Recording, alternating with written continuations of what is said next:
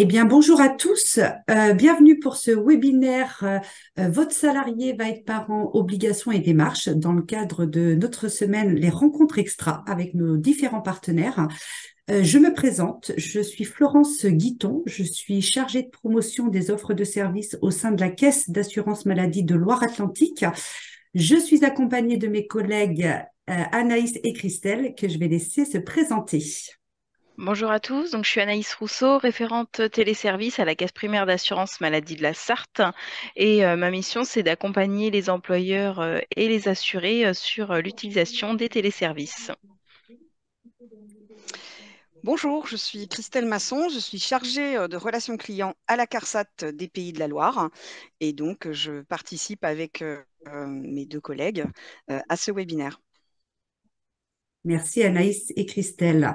Donc nous allons être à peu près une petite heure ensemble, 45 minutes de présentation et un quart d'heure pour les questions-réponses. Pour les questions-réponses, donc on utilisera, comme je vous l'ai dit en début de réunion, l'onglet QR qui se trouve en bas de votre écran. Donc seul moyen pour communiquer, la conversation a été coupée, donc on ne passe pas par la conversation, on ne passe que par le QR. Si nous avons besoin pour vous envoyer ponctuellement des liens utiles via la conversation. Mais en tout cas, vous pourrez communiquer uniquement par le QR. Anaïs, mes collègues vont disparaître là pendant la présentation et revenir à la fin, puisque Anaïs va être là pour reprendre l'ensemble des questions. Voilà, donc elle les reprendra oralement. Donc n'attendez pas d'avoir des réponses écrites. On va vraiment y répondre à l'oral. Et de toute façon, vous inquiétez pas, on aura trace de toute façon de l'ensemble de vos questions. On va pouvoir donc démarrer. Donc, votre salarié va être parent, obligations et démarches. Donc, nous allons voir ensemble le congé maternité.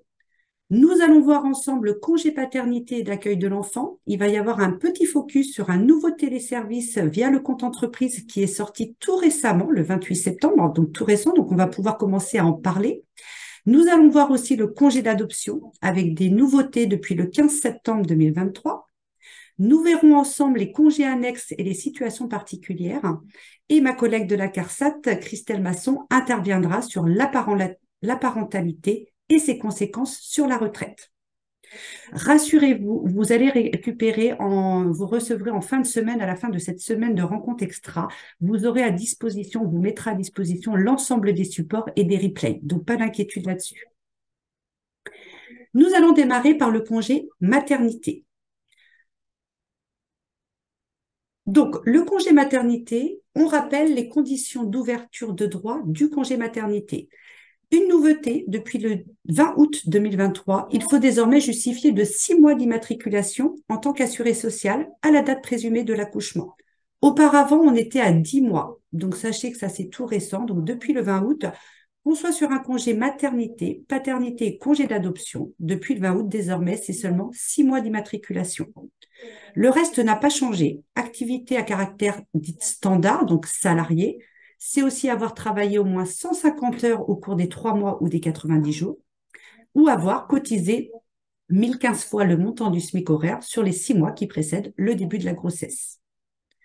Pour l'activité à caractère saisonnier ou discontinu, même chose, pas de changement, avoir travaillé au moins 600 heures sur les 12 derniers mois, ou avoir cotisé 2030 fois le montant du SMIC au cours des 12 mois civils ou des 365 jours précédents. Là, ce qu'il faut retenir, c'est pas de changement, c'est vraiment le seul changement, c'est de justifier de 6 mois d'immatriculation désormais.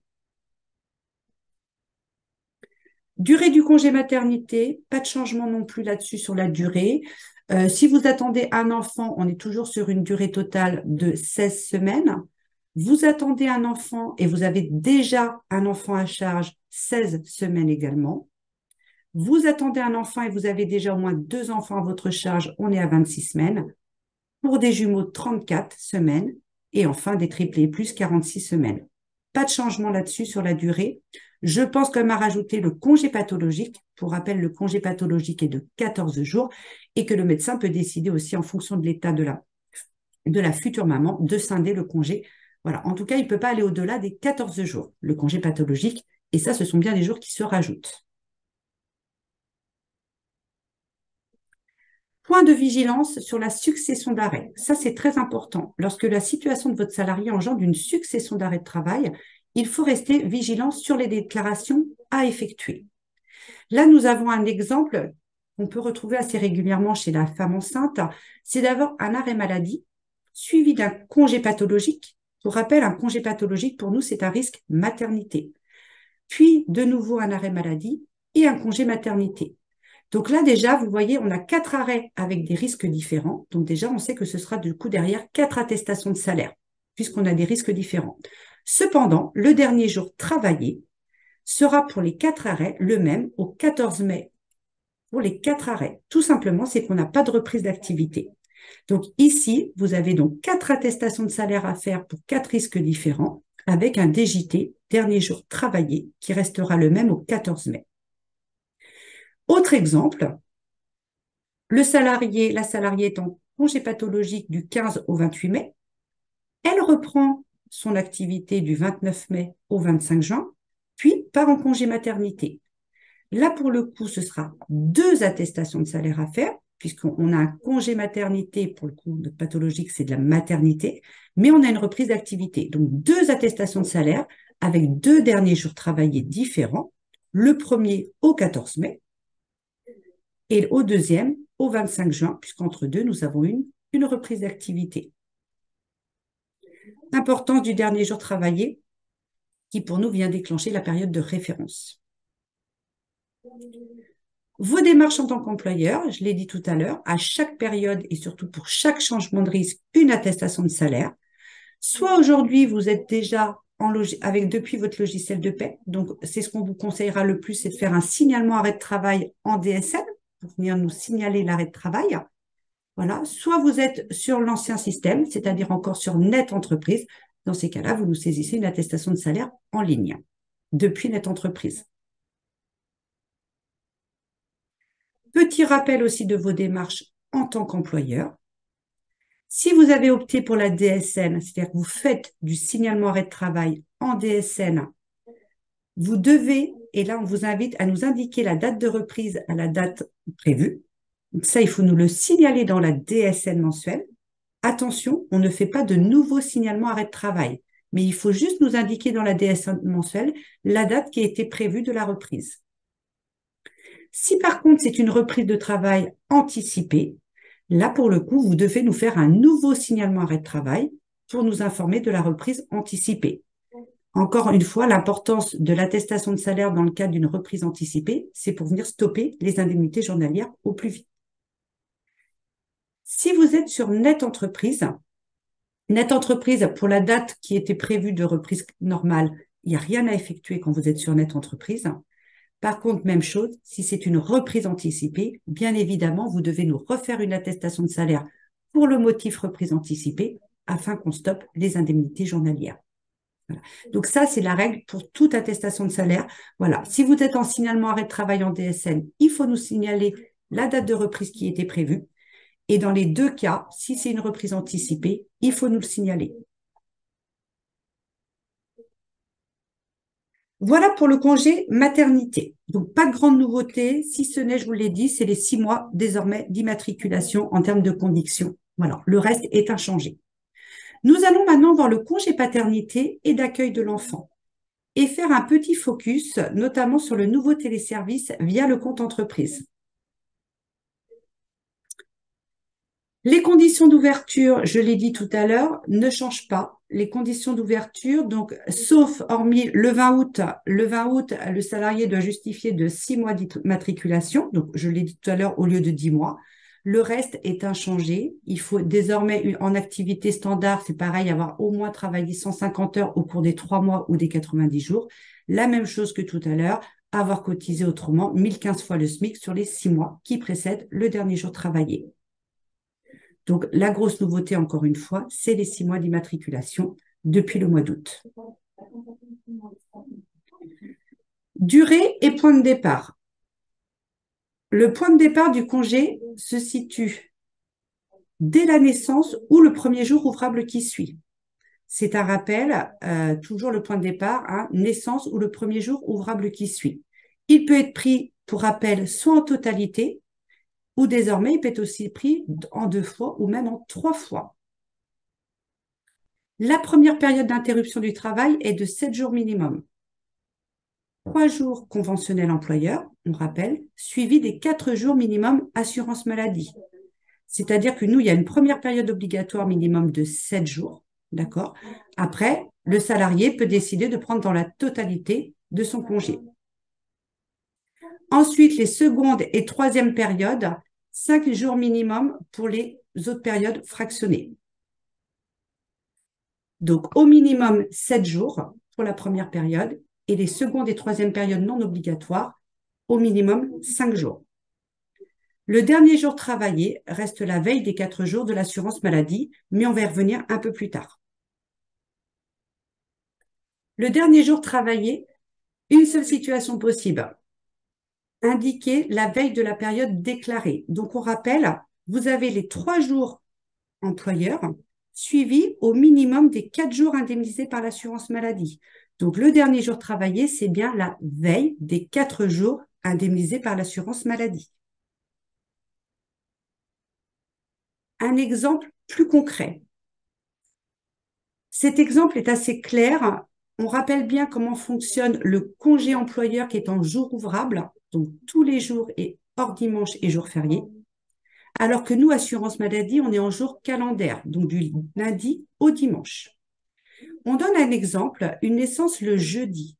Je vous rappelle, la naissance, le congé employeur peut démarrer le jour de la naissance ou le premier jour ouvrable qui suit. Donc, si la naissance a eu lieu le jeudi à 8 heures le matin, par exemple, vous considérez que le congé employeur démarre dès le jeudi. Donc, on part pour un minimum de 3 jours de congé employeur. Et nous, assurance maladie, on va commencer à indemniser dès le lendemain, puisque nous sommes en jour calendaire, donc dès le dimanche pour minimum 4 jours. Donc, les 3 jours employeurs sont ici et nous, assurance maladie, on commence à indemniser au minimum pour 4 jours dès le lendemain.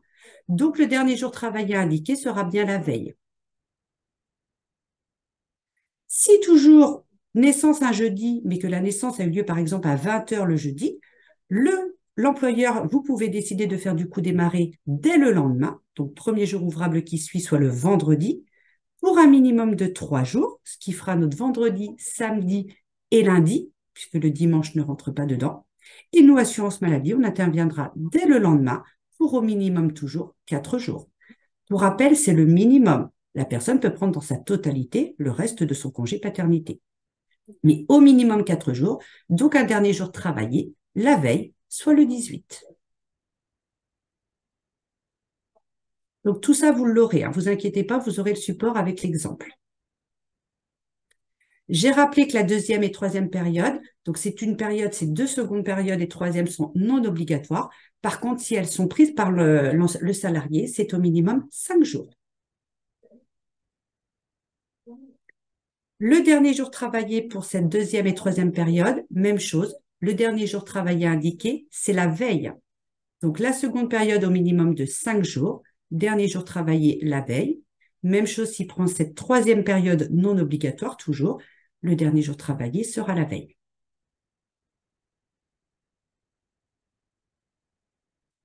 Rappel des démarches. Comme tout à l'heure, vous devez nous saisir une attestation de salaire. Soit vous utilisez le signalement arrêt de travail en DSN, et là, on va encore plus le privilégier pour le congé paternité, et l'avantage que ça a, on va le voir ensemble, mais en plus, ça va venir générer les dates du congé paternité. Soit vous êtes encore sur l'ancien système, et là, du coup, on va avoir d'autres démarches, puisqu'il faudra saisir une attestation de salaire sur notre entreprise et nous déclarer à côté les dates du congé paternité. Donc, en tout cas, une attestation de salaire, soit via le logiciel de paie en DSN, soit sur notre entreprise. Avec le signalement DSN, ce sera toujours l'avantage, c'est qu'une seule action à réaliser.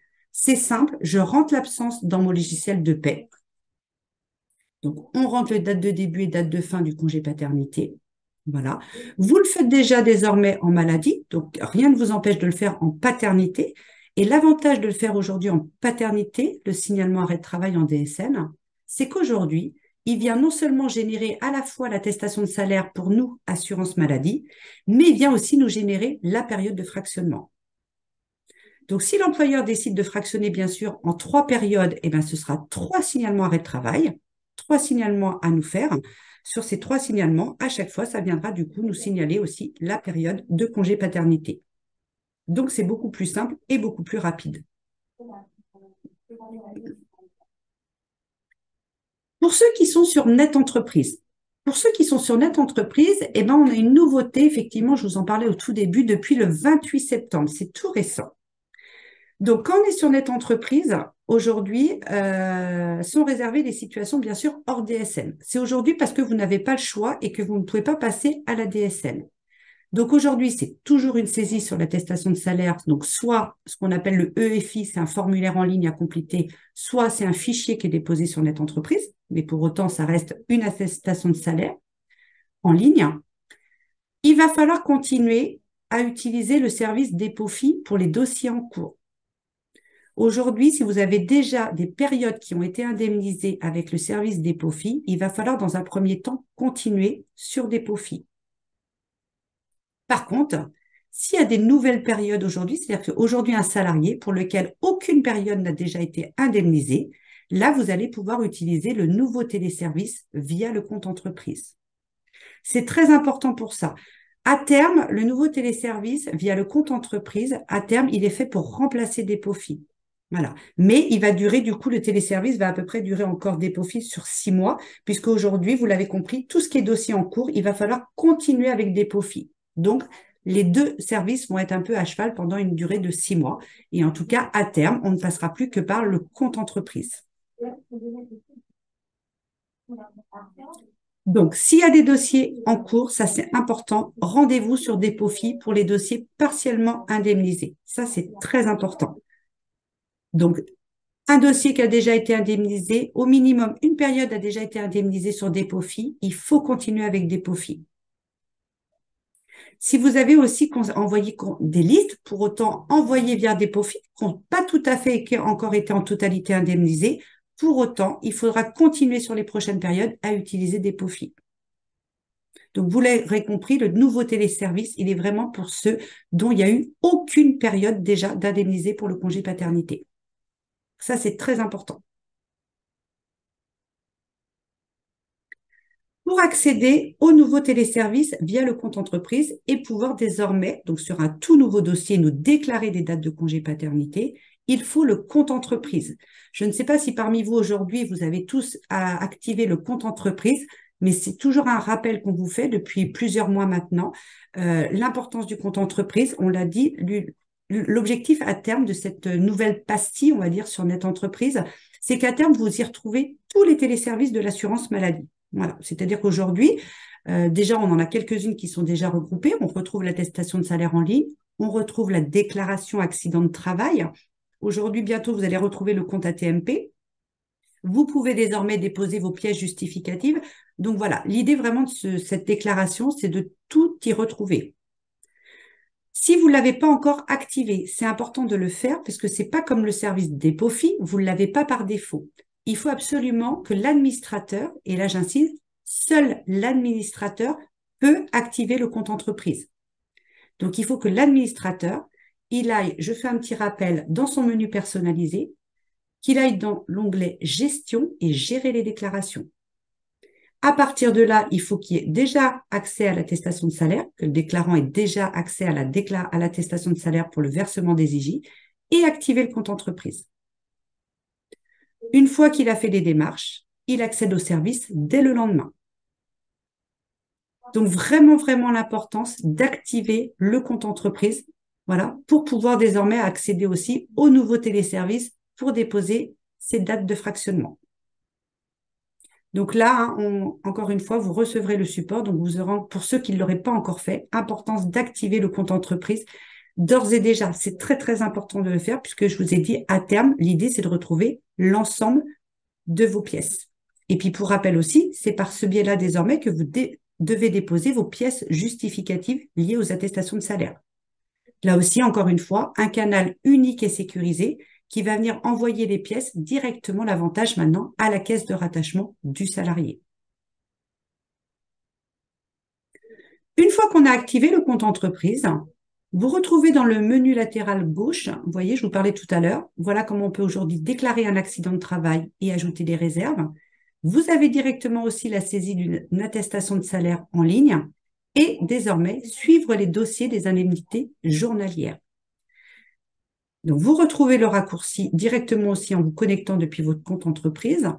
Avant, ça s'appelait dépôt de pièces justificatifs. Mais comme désormais maintenant, à la fois, on peut déposer des pièces et déclarer nos fameuses dates de congé paternité via ce téléservice, ça s'appelle désormais gérer un dossier d'indemnité journalière.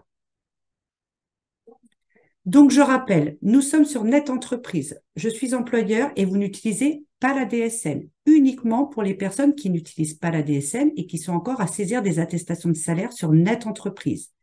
Vous allez donc saisir votre attestation de salaire sur Net Entreprise, voilà, comme vous le faites déjà aujourd'hui. On est toujours en salaire réduit puisqu'on est sur de la paternité. Voilà, donc on fait notre attestation de salaire sur Net Entreprise. Et ensuite, donc seulement ceux qui sont sur Net Entreprise, vous allez sur le compte entreprise, vous allez cliquer sur gérer un dossier d'indemnité journalière et c'est seulement ici que vous allez pouvoir déclarer vos dates de congé paternité. Vous allez rentrer du coup en cliquant, donc hop, je repasse dessus, je gère un dossier d'indemnité journalière. Je vais rentrer le numéro de sécurité sociale du salarié pour qui je viens de faire une attestation de salaire. Pour rappel, par défaut, son nom et prénom vont s'inscrire.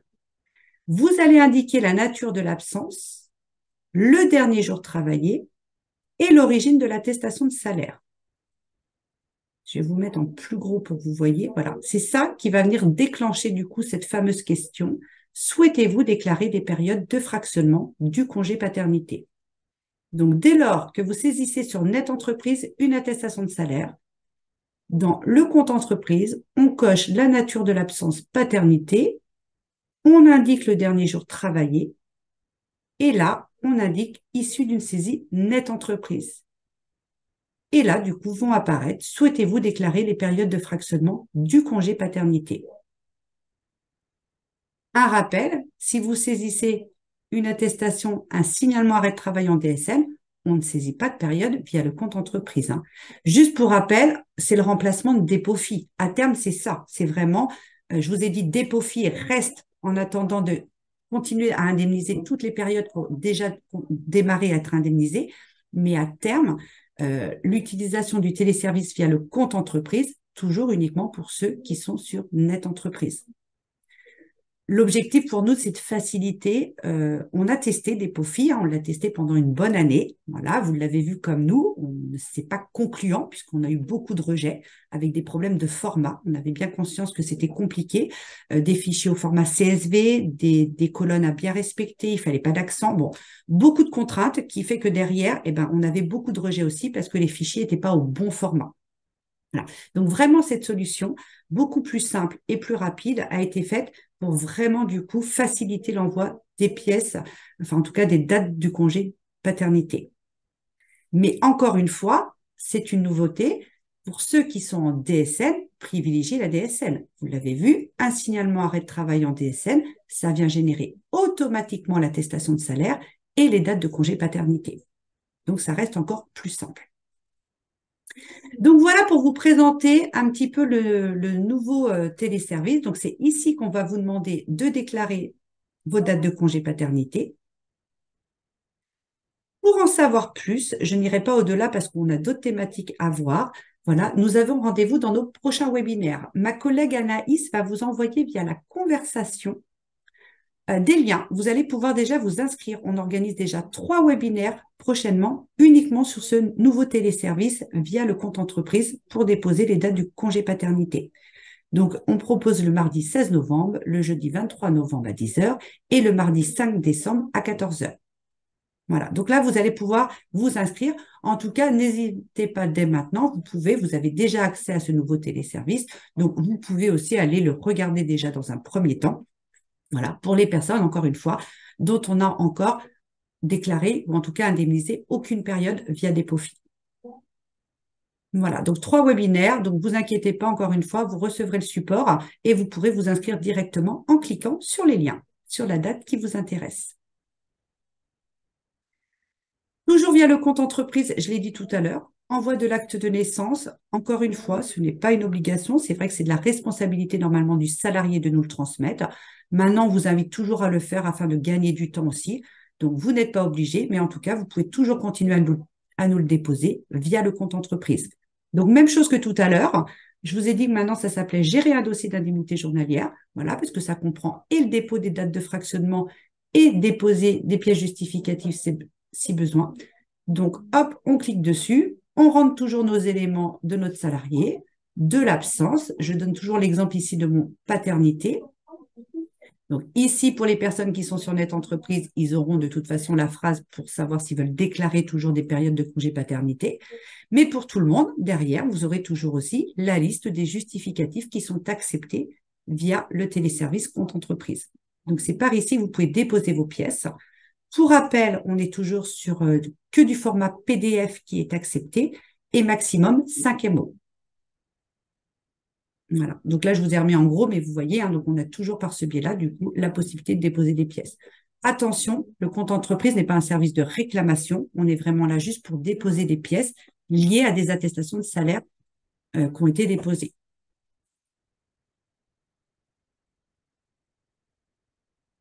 Voilà pour la partie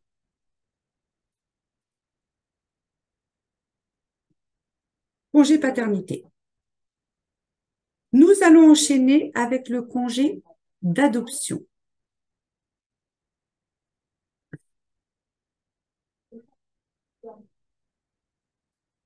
Le congé d'adoption, une nouveauté aussi depuis le 15 septembre 2023, une modification du point de départ et allongement de la durée du congé d'adoption et possibilité de fractionnement pour les travailleurs salariés. Ça va être la grosse nouveauté, c'est que désormais aussi sur l'adoption, nous allons pouvoir fractionner le congé. Le point de départ du congé d'adoption, il est situé soit au plus tôt dans les 7 jours consécutifs qui précèdent l'arrivée de l'enfant dans le foyer, ou au plus tard dans les 8 mois qui suivent la date d'arrivée de l'enfant au foyer. Les conditions d'ouverture et de droit et du calcul d'indemnité journalière n'est pas modifié. Ça ne change pas. Vraiment, le changement, c'est la durée et la possibilité de fractionner. Donc ça, c'est tout récent, puisque c'est depuis le 15 septembre 2023.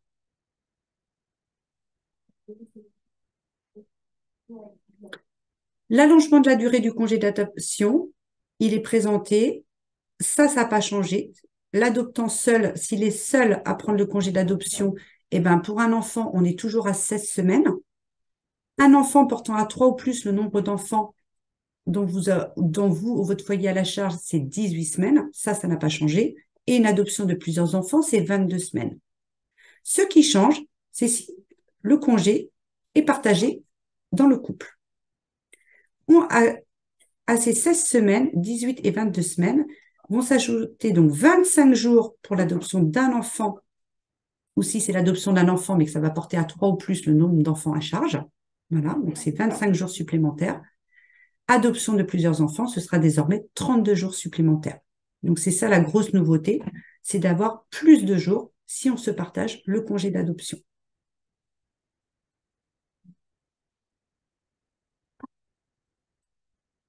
Quelques exemples. Donc on rappelle, hein, la nouveauté pour le travailleur salarié. Un adoptant travailleur salarié peut fractionner la prise de son congé d'adoption en 2 périodes d'une durée minimale de 25 jours. Donc, bien sûr, sans dépasser la durée totale de son congé.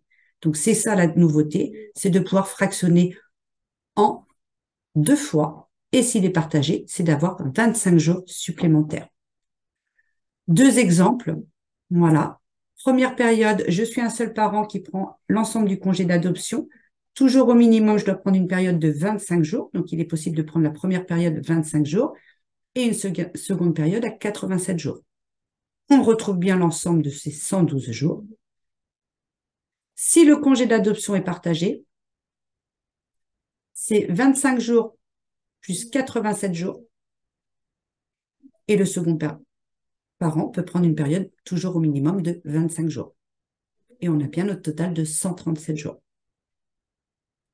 Deuxième exemple, là c'est dans l'idée que le parent ne prend pas la totalité de son congé d'adoption, mais toujours au minimum une période de 25 jours qui est obligatoire. Donc il peut prendre une première période de 25 jours et une seconde période de 27 jours.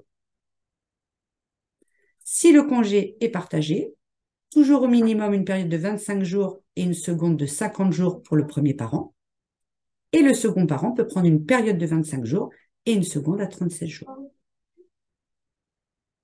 Voilà. On a moins de congés d'adoption que de congés paternité, mais pour autant, voilà, vous avez cette nouvelle règle qui est applicable depuis le 15 septembre 2023. Donc, vous aurez aussi tous ces exemples. Voilà. Donc, ce qu'il faut retenir, c'est qu'il est fractionnable en 2 périodes. C'est ça le plus important, 2 fois, et au minimum avec une période de 25 jours. Rappel des démarches pour l'employeur. Même chose. Dès le début du congé d'adoption, on fait soit un signalement arrêt de travail en DSN depuis son logiciel de paie pour nous signaler le congé d'adoption, soit vous êtes sur Net Entreprise et vous nous saisissez une attestation de salaire sur NetE. Ça ne change pas. On va voir quelques congés annexes et des situations particulières. Sur les situations particulières, on va être principalement quand même sur le congé paternité. Donc, c'est important de revoir quelques particularités. Sur ces situations particulières, voilà, on est plutôt sur du congé pater. On va revoir comment ça se passe un congé paternité quand le salarié est en congé payé. Comment ça se passe quand il est en arrêt de travail et dans le cadre de l'hospitalisation de l'enfant.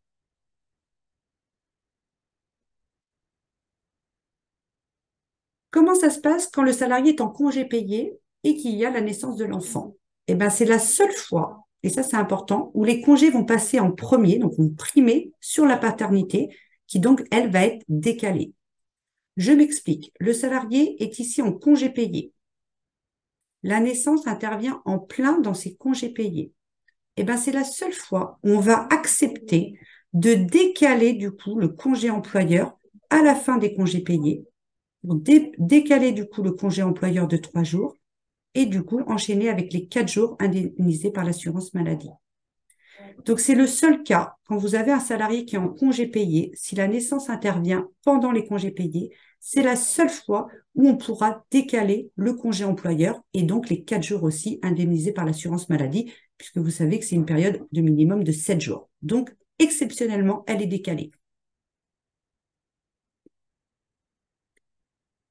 Quand par contre le salarié est en arrêt maladie, mon salarié est en arrêt maladie et arrive la naissance de l'enfant.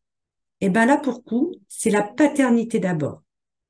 C'est la paternité qui prime et donc la première période de 7 jours. Donc toujours quand je dis première période obligatoire de 7 jours, c'est bien les 3 jours employeurs plus les 4 jours de l'assurance maladie. Donc un arrêt maladie en plein milieu, j'ai la naissance, ce sera la naissance qui prime avec les 3 jours employeurs plus les 4 jours indemnisés par l'assurance maladie.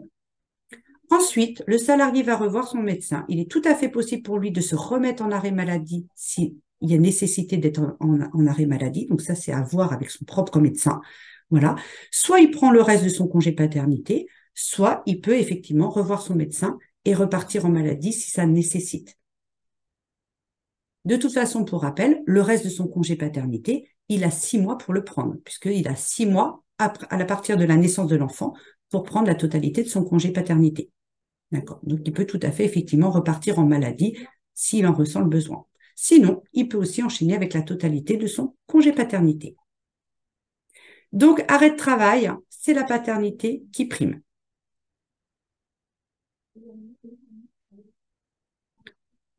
En cas d'hospitalisation de l'enfant, on rappelle la règle aussi, ça va être la paternité d'abord. Donc, je rappelle, j'ai le congé employeur, naissance, congé employeur, donc au minimum de 3 jours, d'accord, qui s'ensuit les 4 jours indemnisés par l'assurance maladie, donc toujours notre période de 7 jours. Ensuite, l'hospitalisation interviendra ici.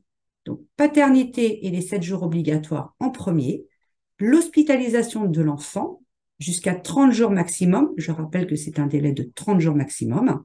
Voilà. Et s'ensuit après le congé paternité non obligatoire. Même chose, il a toujours 6 mois pour prendre le reste de son congé paternité. Et les 6 mois, bien sûr, par contre, vont être décalés à la sortie de l'hospitalisation. Voilà. Donc, toujours là, paternité d'abord, hospitalisation de l'enfant et éventuellement la suite de son congé pater non obligatoire.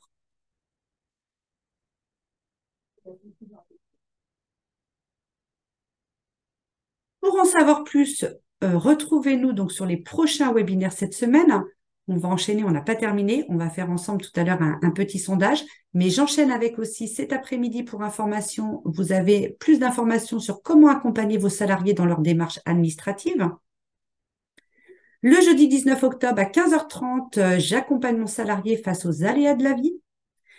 Et le vendredi 20 octobre, pour information aussi, l'information retraite, j'accompagne mes salariés. Donc, on va enchaîner avec ma collègue de la CARSAT, Christelle, qui va prendre sur le relais avec la parentalité et ses conséquences. Et je vous retrouve juste après. Oui, même si ce n'est pas le fond de ce webinaire qui parle effectivement de la naissance d'un enfant, on a souhaité quand même vous faire un tout petit focus sur la parentalité et ses conséquences sur la retraite. Donc, comme Florence vient de vous le dire, il y a une conférence spécifique pour vous, donc ressources humaines. Vous avez donc l'information retraite, j'accompagne mon salarié pour le vendredi 20 octobre.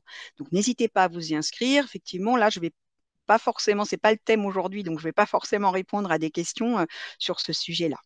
Juste donc vous dire, bien sûr, les trimestres parentalité, en général, sont des trimestres validés et non cotisés.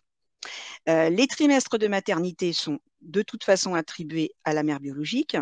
Les trimestres d'adoption ou d'éducation peuvent, eux, être partagés. Uniquement si les enfants sont nés depuis 2010. Et cette déclaration se fait via un formulaire de déclaration dans les 6 mois suivant le 4e anniversaire de l'enfant. Je dis bien, il faut faire cette déclaration de partage dans les 6 mois suivant le 4e anniversaire de l'enfant. Sinon, ils sont acquis à la mère. Les 10% d'augmentation du montant de la retraite donc, continuent d'exister pour les personnes qui ont eu ou qui ont élevé 3 enfants ou plus, bien sûr.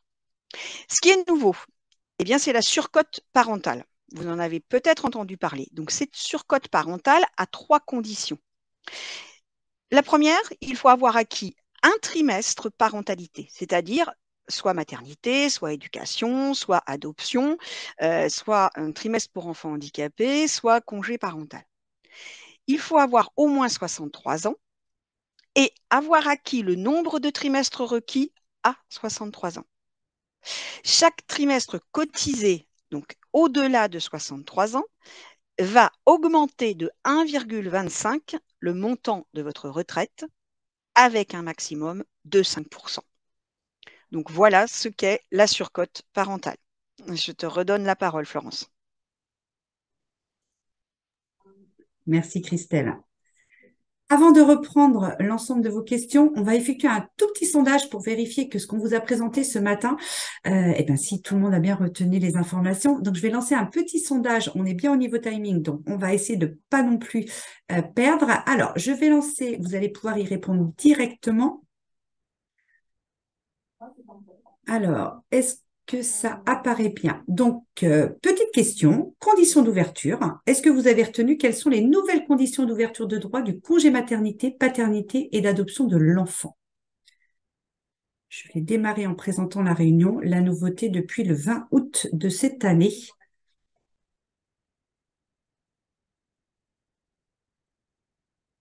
Je vous laisse, voilà, les votes, ça monte, je vous laisse participer. Voilà, l'idée, c'est de voir ensemble si on a bien retenu les nouveautés.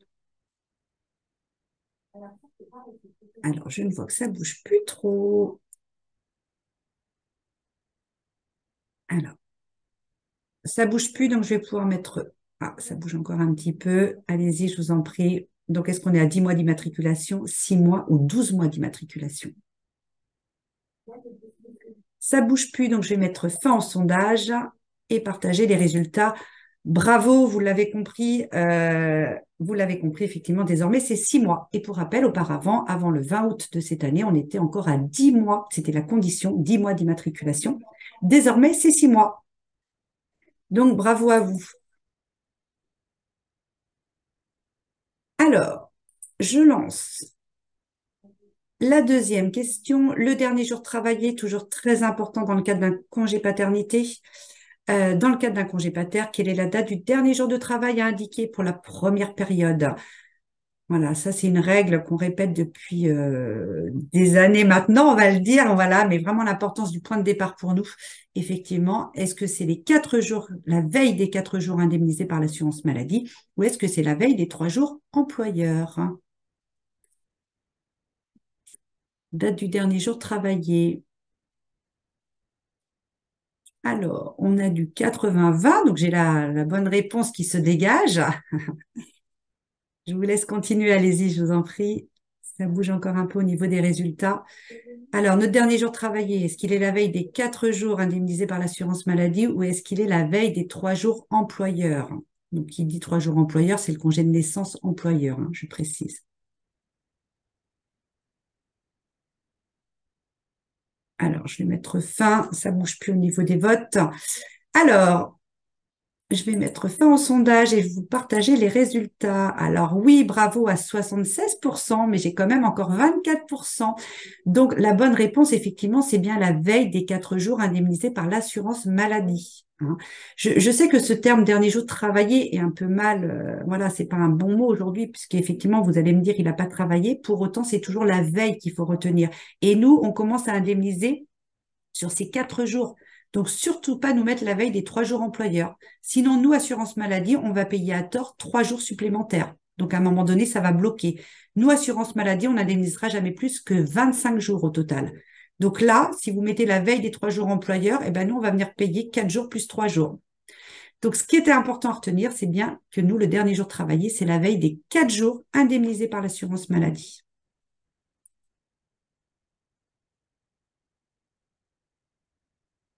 C'est parfait. Alors, j'ai perdu la... Hop. Est-ce que je peux lancer? Attendez, hop, j'ai un petit problème de lancement.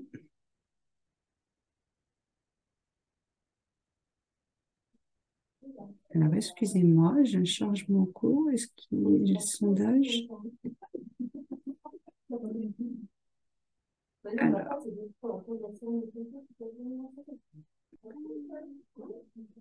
ça s'affiche pas. Alors, excusez-moi, j'ai un problème d'affichage.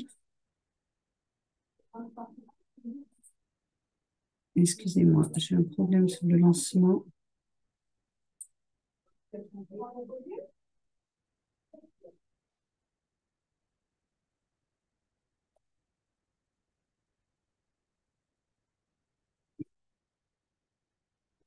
Je suis désolée, je suis bloquée sur le... Je ne peux pas lancer mes autres. Je ne sais pas pourquoi.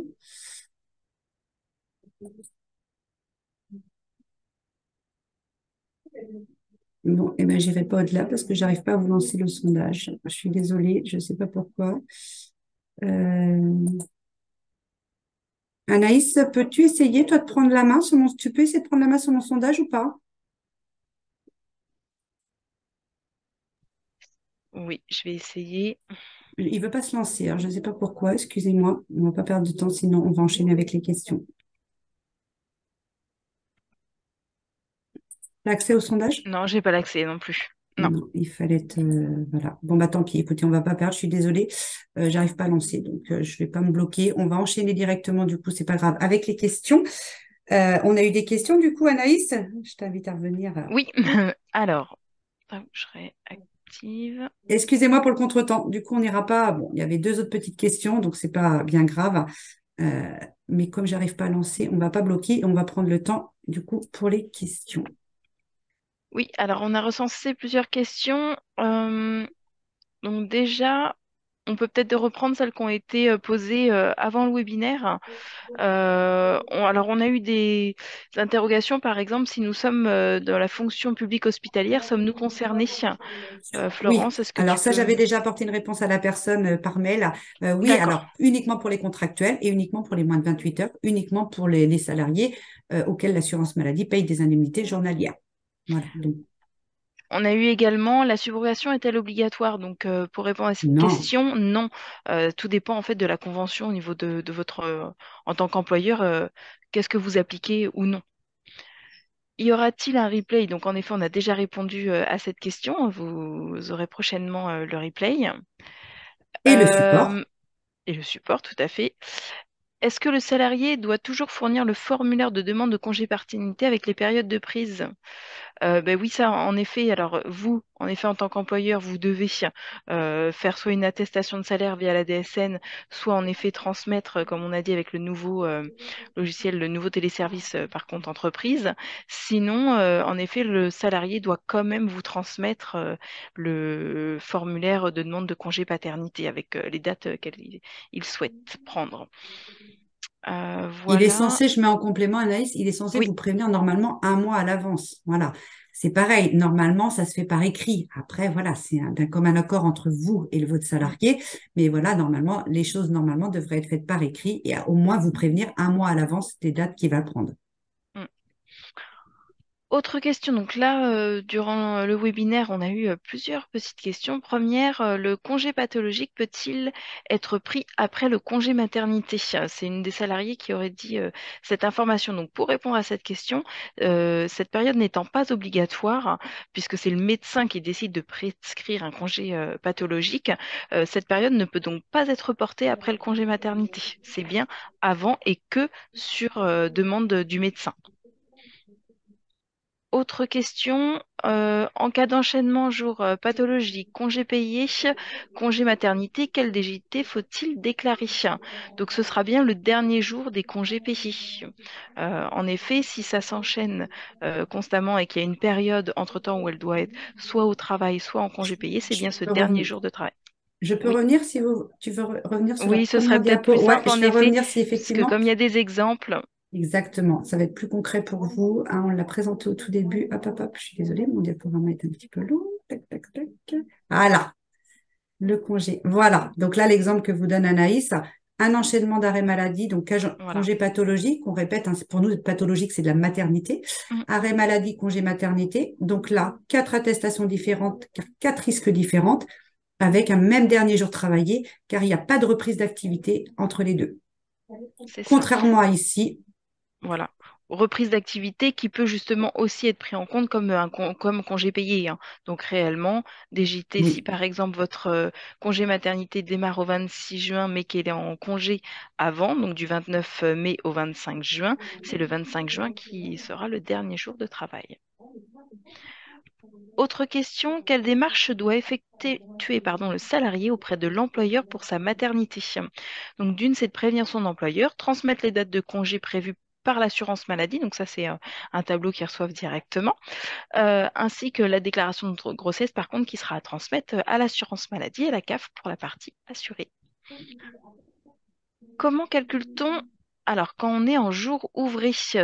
Je n'ai pas trop compris cette question, donc c'était juste pour vous faire un petit rappel que vous n'avez pas besoin de calculer en jour ouvré puisque c'est l'assurance maladie qui va payer en jour ouvrable.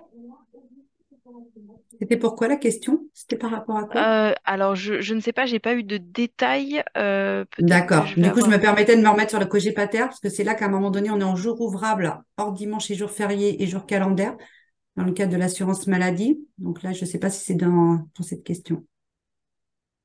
Ok, On bah, verra vers la je n'ai pas eu personne, de t'inquiète retour, pas. j'ai pas eu. D'accord, Je suis en train de regarder en même temps et en effet, j'ai pas eu de retour pour le moment. pas de souci. Euh, ok, je reviendrai sur les dernières questions à la fin.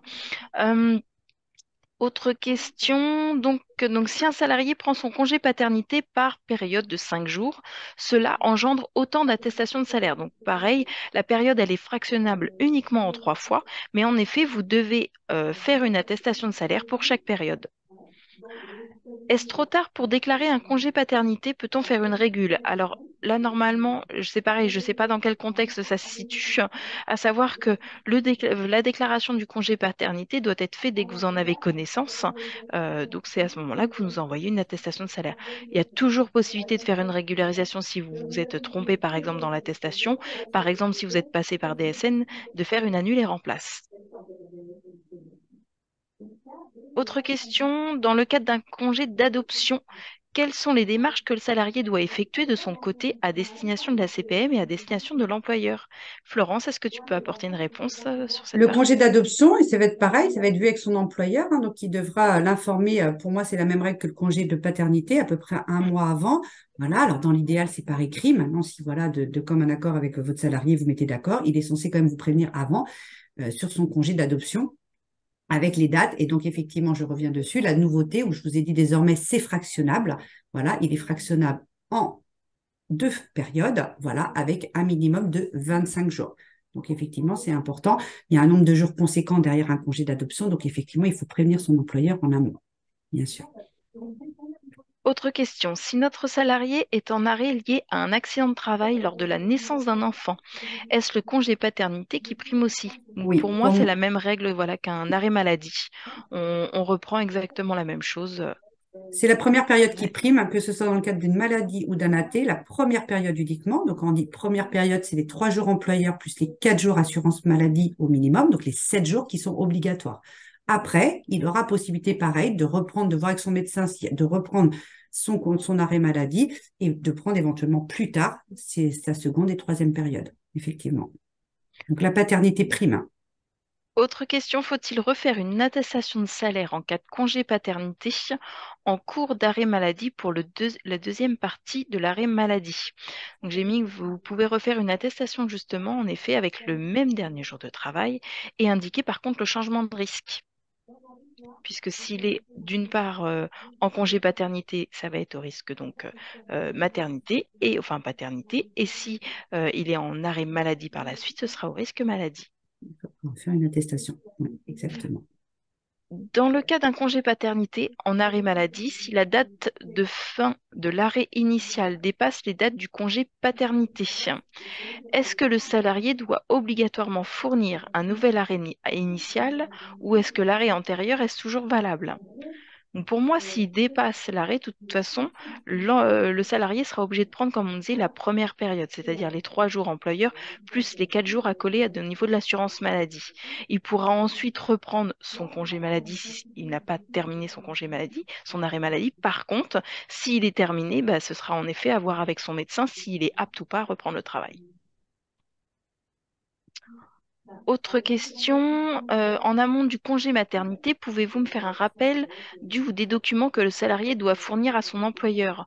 Donc, on a déjà répondu à la question juste avant en disant justement qu'il faut bien qu'il vous transmette notamment le tableau avec les dates du congé maternité.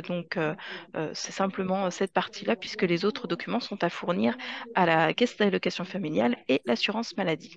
J'en profite, la question est posée 2 fois. On vous a parlé à 15h30. J'ai ma collègue qui intervient sur les tâches administratives du salarié. Et là, elle va expliquer comment trouver justement ces dates de congé maternité qu'on retrouve sur le compte Amélie. Alors, donc pour information, ma collègue les présente à 15h30 justement, où retrouver ces dates-là qu'elle doit vous présenter, que votre salarié doit vous présenter à vous en tant qu'employeur. Autre question, dans le cas du congé paternité, donc un cas particulier, comment on déclare au niveau des dates par rapport à la naissance de l'enfant? Florence, est-ce que tu peux Alors, apporter une tu peux répéter, réponse? j'ai pas suivi. Alors, Là, dans le cas du congé paternité, donc je suppose si c'est un cas particulier comme on a pu voir, hein, comment on déclare au niveau des dates par rapport à la naissance de l'enfant? Donc, j'ai pas eu plus alors, d'explications, en effet. de toute façon, la seule fois qu'on va pouvoir, dans les situations particulières, la seule fois que ça va être décalé, c'est on est dans le cadre d'un congé. Il n'y a que dans ce cadre-là que ce serait décalé. Ok. Mais j'ai pas eu de retour pour le moment, Parce je que c'est quoi? vérifie. C'est ça, hein, il n'y a que dans ce cas-là où effectivement, on ne prendra pas le jour de la naissance, donc il faudra un courrier. De toute façon, ça rentrera dans de la réclamation, puisqu'effectivement, il faudra justifier. Nous aurons un extrait d'acte de naissance avec une date où il est pendant les congés, donc il faudra un justificatif de toute façon de l'employeur, comme quoi il était bien en congé payé à cette période-là, d'où le décalage effectivement exceptionnel de cette période minimum de 7 jours. Donc là, il faudra rajouter, et on aura besoin d'un courrier employeur qui justifie de la situation là. Parce que c'est le seul moment où on vient décaler. Après, si c'est une période qui n'a pas été prise, alors là, pour elle, normalement, les 4 jours indemnisés par l'assurance maladie, c'est une interdiction d'emploi. Ça, normalement, c'est la loi et c'est la règle. Si cette période n'a pas été prise pour X raison ou qu'elle est éventuellement justifiée par un aléa, auquel cas, là, c'est pareil, on passera par de la réclamation, voilà, et à voir avec nous, notre service IJ, s'il y a possibilité de prendre la seconde et troisième période qui, normalement, ne se génère que si la première a été prise. Donc là, encore une fois, on est sur de la réclamation, donc ce sera du cas par cas. Autre question, dans le cas où la naissance de l'enfant intervient durant un arrêt maladie, le congé paternité prend le dessus. Oui, Si l'arrêt maladie prend fin après le congé paternité, faut-il un nouvel arrêt? Donc là, c'est pareil, c'est c'est en la même fonction en chose. effet du médecin. Ça, c'est C'est pour le ça. coup, c'est la partie médicale. Voilà. Nous, la priorité, c'est retenir paternité d'abord. Et quand on dit paternité, c'est au moins les 7 jours qui sont obligatoires. Après, il a possibilité de repasser en maladie si le médecin dit qu'il faut qu'il repasse en maladie derrière. Donc j'ai une autre question, mais qui revient à la même chose. Donc j'y réponds, je vais pas la Oui, reposer parce que c'est exactement la même chose. pas de souci. Ensuite, un salarié prend en plus de 4 jours obligatoires, 5 jours de congé sur la même période que ces 4 jours obligatoires. Les jours pris suite à ces 4 jours sont-ils considérés comme seconde période non obligatoire ou sont-ils comptés Non. dans la première période? Les 4 jours, ils sont accolés aux 3 jours. Donc là, le congé payé, il est comme ça. Il est en congé payé, il y a la naissance. On a bien dit, le congé employeur, du coup, démarre à la fin des congés payés. Donc, de toute façon, on ne marche pas dessus. On va à la fin des congés payés. Par contre, après, c'est un minimum de 4 jours. Alors, donc là, je reprends directement dans les autres questions qu'on a pu avoir. Alors, est-ce que les périodes de fractionnement peuvent être gérées en DSN, une déclaration par période? En effet, de toute façon, votre attestation, quand vous la faites, c'est par événement, donc vous la ferez. En effet, il n'y a pas de période de fractionnement à donner, mais simplement votre attestation de salaire à faire Ça via vient DSN. générer les dates. Exactement. Donc, 3 périodes de prise par le salarié, c'est 3 signalements arrêt de travail. L'avantage du signalement arrêt de travail qui vient automatiquement générer et l'attestation de salaire et les dates du congé paternité. Ensuite, j'ai sur le congé d'adoption, est-ce que chaque période doit faire au moins 25 jours? On Oui, peut peut-être c'est le revenir voilà, minimum. sur Ouais, minimum ce qu'on 25 avait jours. mis. Voilà, ça c'est vraiment la nouveauté. Je reviens dessus, excusez-moi. Tac, tac, tac. Oui, je suis au-dessus, On a voilà, excusez-moi. un petit tableau que vous pouvez retrouver de toute façon. Voilà. Vous Donc le ça, c'est retrouverez au prochainement. minimum, voilà, 25 jours. Et dans l'exemple, il est encore plus concret ici. Donc ça, vous l'aurez aussi, l'exemple. On est vraiment sur 25 jours chacune, voilà, sans dépasser la durée totale. Donc par contre, il est fractionnable désormais, ça c'est possible, avec une période minimum de 25 jours. Ça, c'est obligatoire. Vous voyez, dans le second exemple, il prend même pas la totalité de son congé, puisqu'il a le droit à 112 jours. Voilà, mais pour autant, il doit prendre au minimum une période de 25 jours. Ensuite, est-ce que les 150 heures, ce sont la présence dans l'entreprise? Donc, c'est les 150 heures, en effet, sur les 3 derniers mois. Si votre Oui. salarié est concerné par cette condition, c'est les 150 heures effectuées justement sur les 3 derniers mois avant son arrêt de travail. Dans les situations particulières, si la naissance intervient pendant un arrêt maladie et avant la date prévue de celui-ci, est-ce qu'il faut un nouvel arrêt après le congé de naissance? Donc ça, c'est pareil, c'est ce qu'on disait tout à l'heure. Euh, tout ce qui est lié en fait au médical, donc, et non à la partie administrative réellement, il faut voir, c'est des situations particulières, il faut voir directement sur la partie médicale. C'est pas la partie assurance maladie qui reprend cette partie-là. Anaïs, on va devoir arrêter parce qu'il est Oui. 10h30. Donc, vous inquiétez pas. On n'a peut-être pas répondu à l'ensemble des questions, mais vous inquiétez pas. Nous, on va avoir la liste de toutes les questions. Donc, s'il y a des questions auxquelles on n'aurait pas répondu ou des situations particulières qui demandent un rappel, vous inquiétez pas. On va reprendre contact avec vous. Chaque caisse, on travaille beaucoup avec la région désormais. Donc, chaque caisse rappellera sa caisse, son employeur de son département. Et tout ce qui est hors région aussi, vous inquiétez pas. On vous apportera une réponse. Donc là, on va être obligé de mettre fin parce que cette semaine, Ouais. vous savez qu'on enchaîne énormément de webinaires, donc on ne peut pas prendre de retard avec nos collègues qui vont démarrer derrière. Donc, vous inquiétez pas. Toutes celles auxquelles on n'aurait pas apporté de réponse, on reviendra vers vous individuellement. Il n'y a aucun souci là-dessus. Juste pour terminer, je me permets du coup, Anaïs, je reprends, c'est Oui. de reprendre, on vous remet les coordonnées utiles. Donc ça, c'est pareil, vous l'aurez dans le support, aussi bien le site Amélie avec toutes les infos pratiques côté entreprise, le site de la CARSAT, de l'assurance retraite. Vous allez retrouver aussi toutes les infos bases de connaissances et les infos aussi net entreprise et nous, suivi de dossier aussi sur 3679.